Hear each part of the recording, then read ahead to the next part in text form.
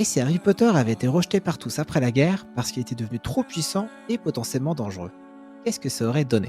Imaginons donc que la guerre soit terminée. Voldemort est vaincu. Pourtant, au lieu de la reconnaissance et de la paix, Harry se retrouve face à un monde qui le craint. Après sa victoire, les sorciers réalisent l'ampleur de son pouvoir.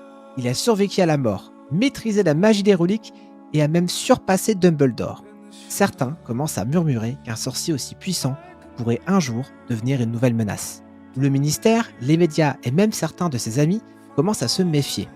D'abord, c'est un simple éloignement, puis viennent les accusations déguisées, les regards suspicieux et enfin l'isolement total. Ron et Hermione tentent de l'aider du mieux qu'ils peuvent, mais ils comprennent vite que rien ne pourra convaincre un monde aussi terrifié. À mesure qu'Harry réalise qu'il n'a plus sa place dans ce monde, il se retire, disparaît des radars, laissant derrière lui ceux qu'il aimait. Les années passent.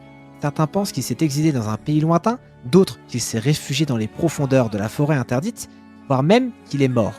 Quelques rares sorciers osent murmurer qu'il continue d'apprendre, d'expérimenter, de repousser les limites de la magie noire elle-même. Puis, un jour, une menace plus grande que Voldemort surgit. Les sorciers savent qu'ils ne peuvent pas l'arrêter seuls. À contre-cœur, ils se tournent vers leur dernier espoir, l'homme qu'ils ont rejeté.